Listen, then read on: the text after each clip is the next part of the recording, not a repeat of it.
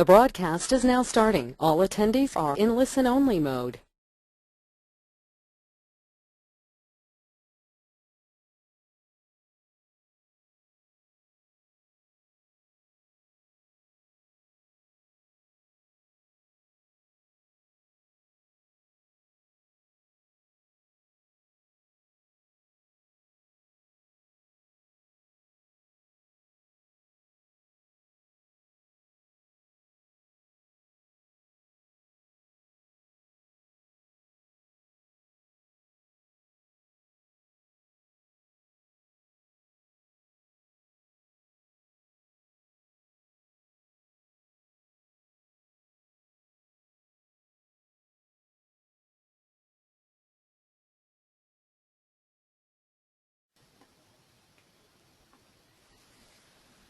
Good afternoon, everybody. This is Puya from Microsoft, and welcoming you to our webinar. If you can clearly hear me, please raise your hand. Then I know that everything is fine and I can start the presentation.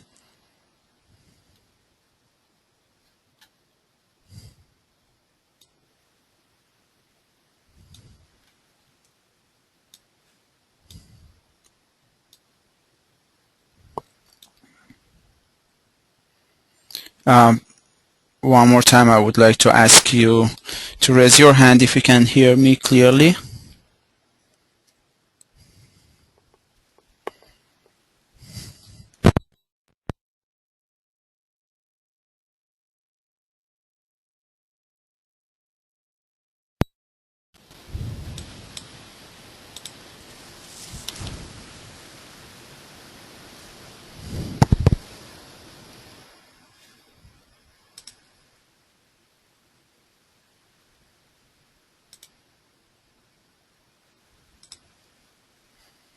Hello?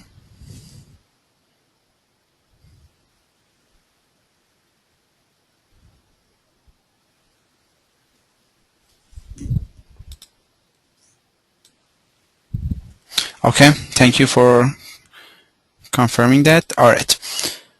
I'll start the presentation. Today we're going to talk about how to assign the seismic isolators and then get applying the seismic loads on the bridge and then get the results. So for this tutorial or webinar, I'm going to only model very simple bridge and then assigning these seismic isolators and then show you how you can get these results from the Midas Civil. Today we're going to define two types of load functions. One is going to be static, which is a time varying, and we're defining a ramp. And also we are going to define a seismic load function, which will go with the El Centro into the angles. All right, so let me quickly open the Midas Civil and then show you how you can model that. Okay, just let me ensure that you can see the page clearly.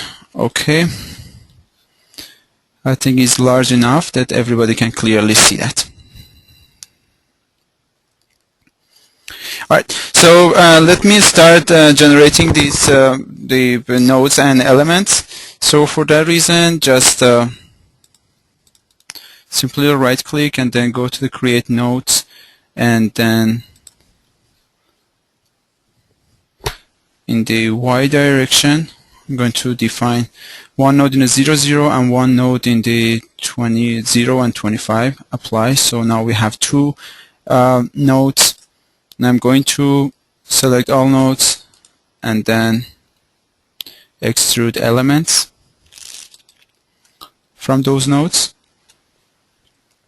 For that reason, I'm going to have the equal distances along the x-axis of 16.5 feet, and 28 times we're going to have that. Apply, and we have these all. Alright, let me go to the top view and then selecting these nodes and extrude them, this time in the Y direction. Okay, and the distance is going to be 25 feet and only one time, and apply. Alright, so we have our deck ready. So now I'm going to define the piers and the abutments. So for that reason I need to have extra nodes underneath the abutments in both ends and in the middle for the piers. So for that I just select these nodes and these nodes, and then a node, translate, and we go in the Z direction, -4 feet going down. And because I need to assign that bearing also, so I need to define two nodes actually underneath these nodes. So I go with the unequal distances, and then in the Z direction, the first node is going to be -4 feet from the original nodes that we selected, and the next one going to be -0.65 feet. Okay, so apply. Then going to this view, and if I zoom in, you will see that two nodes are created at each site. Okay, so let me switch to the top view again. Then this time I have to create nodes underneath these piers. So for that reason, let me select these and three and these. And this time again we're coming back here with the unequal distances, -4, -0.65, and -2.5. So this time, because we have the, oh, I forgot a comma here. All right, because we have the thickness of this pier cap as well. We're having this -2.5, which is going to assign the rigid links there to have this distance. I mean the thickness of the pier cap. Okay, apply, and we have these here. Okay, so now let me create this pier cap as well. Going back to the side view, I'm selecting these and only activate these, and then go back to the front view. Now I would like to create an element from this node to this, which represent my pier cap, and this is my deck. So now in the element, let me divide it into two, which helps me to define the columns underneath that, the piers underneath that. So okay, divided by 2, and I have an extra node. And now creating other elements, extrude by selecting these, and then going back to the Y direction, 6.5 feet, apply, and then selecting another side. This is going to be the overhangs, and because it's a different direction, it's going to be negative, and apply. Alright, let me, yes, okay. Now we have these pier caps, and now I need to define my column as well. So underneath these nodes, I'm doing just quickly, let me translate it again, selecting this node, and then translating in the Z direction as -2.5. This is exactly the half of the pier caps thickness, so half of them went up and half of them will go down. Alright, apply, and now from this element, these nodes, we are going to extrude elements again. So okay, Let me just quickly select this and then equal distances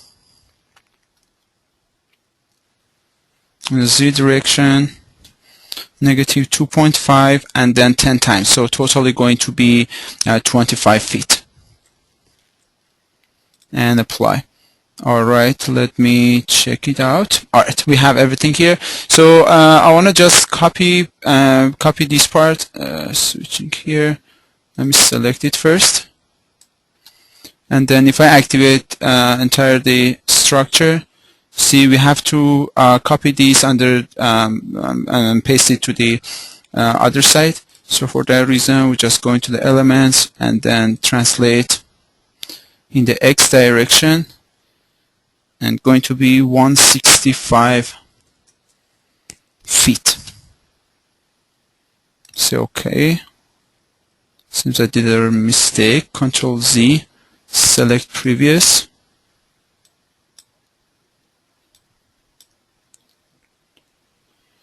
Gonna be 198, I guess. Yes. Alright. So here we have defined the entire bridge, and for defining the material, we can just simply go to the properties, material, and then define the material as we want. But to save the time, I just going to import it from the other project that I have. So it's pretty simple. We just just click here, select the other file, and it asks for all the material that we have, and OK. So you see that entire the material are created here. Same thing for the sections. So we can import the sections from other model that we already have it in our library. So OK. Alright, now these are not assigned correctly, so I need to just change that. Let me first select these cross beams.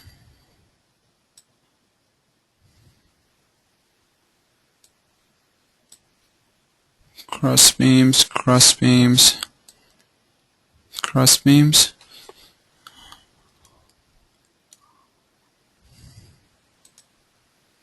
No. Okay, this cross beam and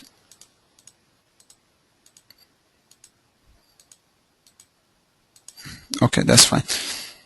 I can just drag and drop the cross beam here, and the section changes automatically.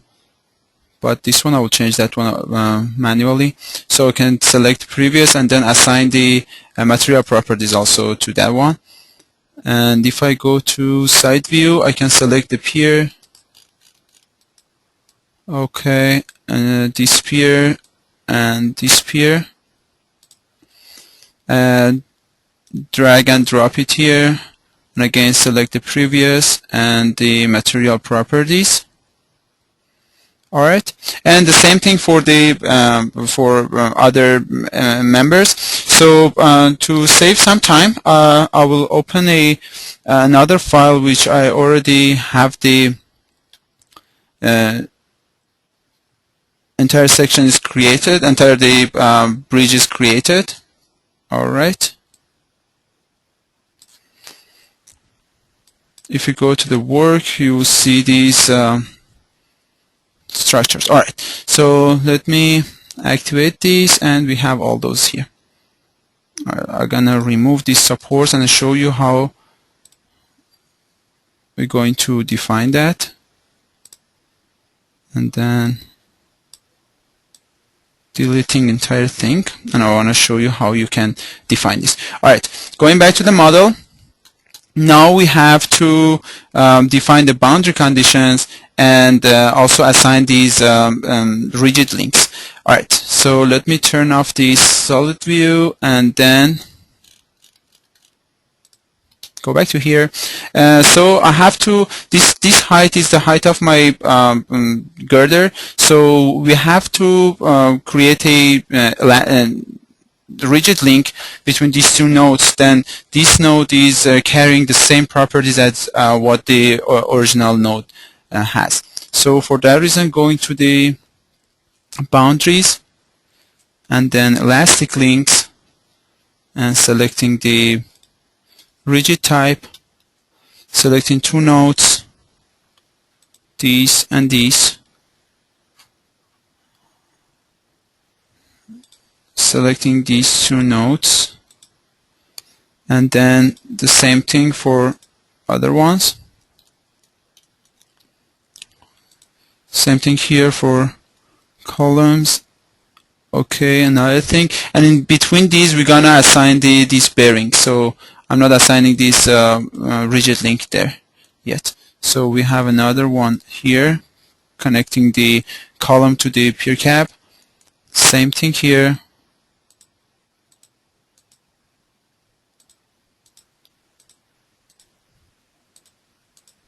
Okay, and finally to the other abutment.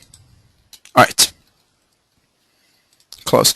Now we have to create these boundaries, supports underneath these columns and to the both abutments. Okay, for that reason, going to the boundaries and supports, and let's fix them. Fix these two nodes. How we're selecting this and that.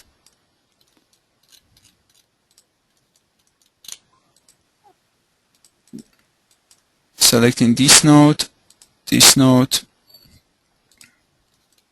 and finally these two nodes. Okay, say apply, and these supports are assigned to those nodes. Alright, so the next step is to define these.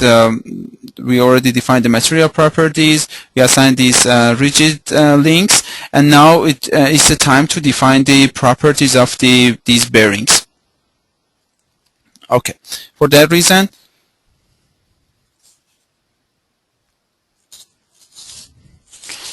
I have my sheets with the values here. So for that reason, I'm going to the boundaries again, and then general link properties. Right here, add.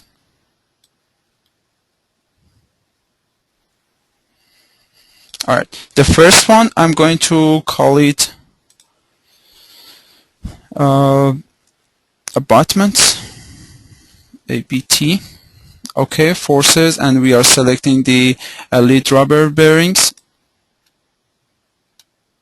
and then we assigning the values to the dx, dy, and dz, and then we define the nonlinear properties of those.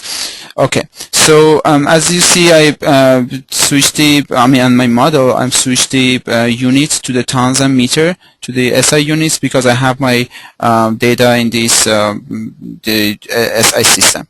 So the value is going to be 479100. dy 336.1 and 336.1. Alright, and then for the nonlinear properties, we select dy, which comes to this page.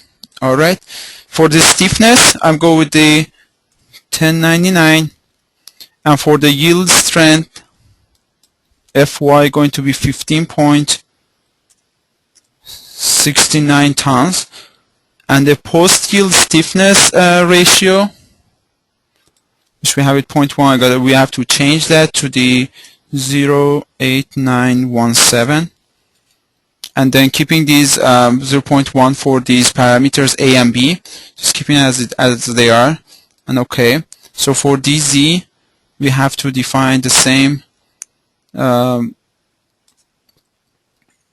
sequences. Okay,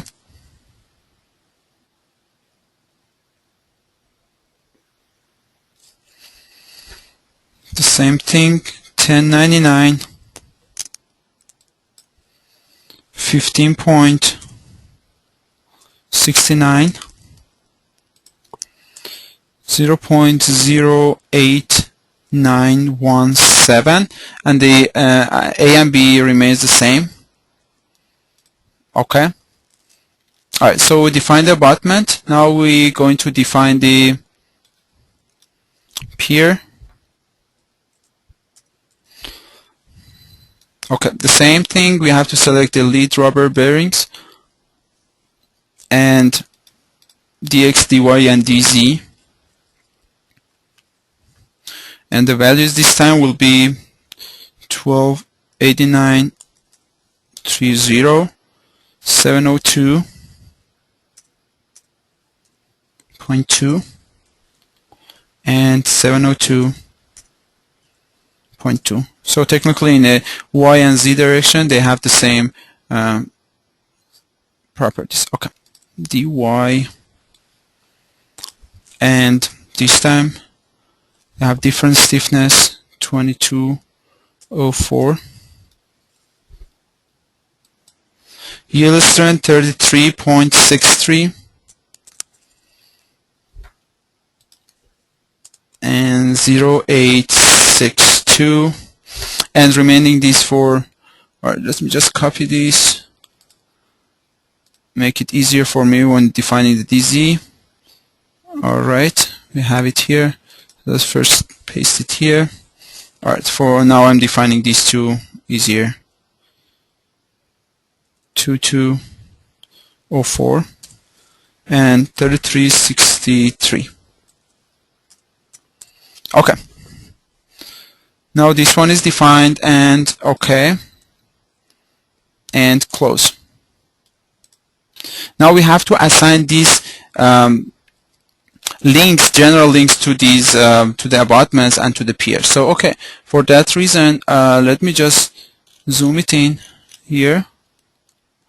And here in between these two nodes, we have the elastic, actually the rigid links. So now we have to define this general link between these two closed nodes. So let me get closer, and then going to the properties, general links, and then this time we're selecting the abutment. Okay, let's keep it as a default. And two nodes going to be from this to this, and this to this. Let me go back to the other side of the bridge and assign to the other abutment as well. And this and this. Alright, the same sequence is going to happen for piers. So first I come here, this time going to be between these two nodes, and I have to just change the name from abutment to pier so they have different properties. And here,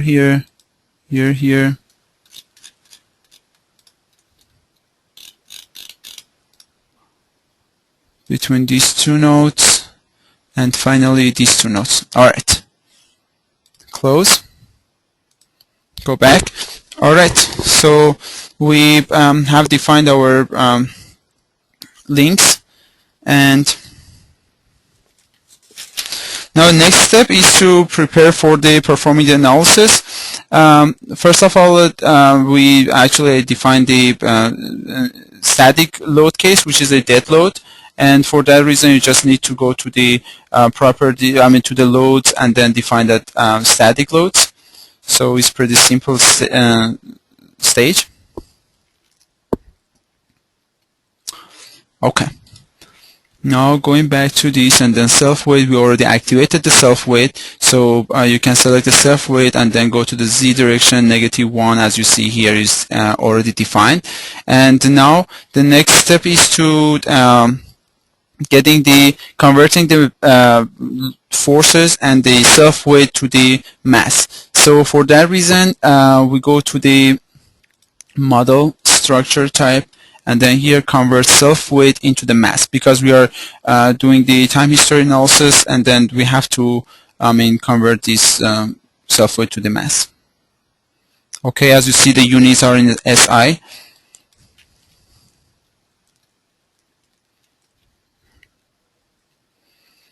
Okay, and then again, if we have other loads beside the self-weight, we have to also do the load to mass option. come here, and then adding we have only the dead load, add, and OK.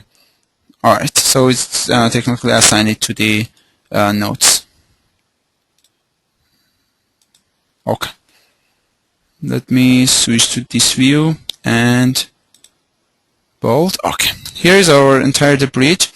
Now I'm going to define the time history load cases. So today I'm going to define two load cases. One is going to be time varying, or we define just the ramp. Another one will be the ground acceleration. So let me show you what's the step-by-step approach. So going to the load, time history analysis, and then time history load cases. Add. Now what I can define this later. First, let me define the functions. Add time history functions. So okay, here first, as I mentioned, we're going to define a time varying force. So I call it ramp, and then defining select the normal for the user defined 0 and 0, and then 2.5 and 1, and 5 and 1. Okay, just we call it ramp. Everything remains like this. Okay, and apply. So for the second one, I call it, let's say select it from the already implemented the earthquake records. So you have more than 50 earthquake which you can select. I stick with the El Centro 270 degree and 180 degrees. So selecting this. Okay. You have your function here. So it's going to be, we call it El Centro H. Apply. And also for the 180 degrees, okay, and El Centro T. Okay. So we define three functions now.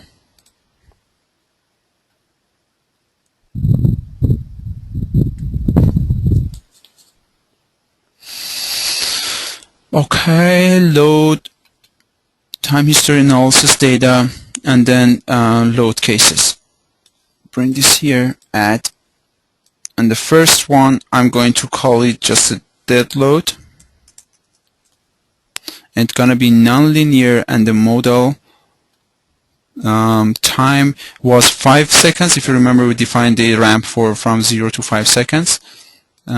This incrementing 0.5 and 5 times, so it just gives me results for each 5 times. Okay, apply. So we defined one of those, and the next one going to be earthquake. Let me just call it EQ. Non-linear, and this time El Centro is 46 or 47 seconds, so I stick with 50 seconds, and the same sequences, and this time we define these to go after the dead load. Okay, and for the damping we stick with this modal. Okay, so we define two of them. Now I'm going to define the ground acceleration for you. Again to the load, time history analysis, and then ground acceleration. So in this ground acceleration, we have earthquake in the X direction. Let me see. Okay, in the X direction we define the T. Okay, and the Y direction we define this El Centro H, and add. Alright, so we define this one, close, and we define the time varying static load. So this time we're defining the dead load, and function going to be ramp. Everything fine. Add and close. Alright, and then now we're going to define everything is set, so we need only to define the set up the analysis controls, and then going to the eigenvalues analysis control. We have two options: eigenvectors or the risk vector. So now we're going to define the risk vector for you, because when we defining these nonlinear links, we better go with these rates. Midas Civil has a better response to this one. Actually, for other ones also working perfectly, but this one I would like this better. Okay, so it's going to be for dead load with the number of generation 1, and in the x direction 8, and in the y also 8. Alright, here number of vectors 1.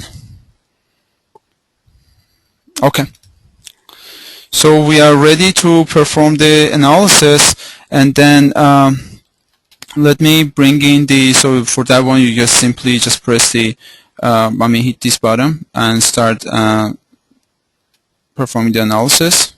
18 seconds to perform the analysis, and then we can get the results by going to the result tab and then time history results. So first of all, let me show you that hysteresis loops. So for that reason, we go to the time history graphs, and then it asks us what graphs you want to draw. So I selected the shear for the vertical axis and the displacement y in the for the horizontal axis. Then we can change these.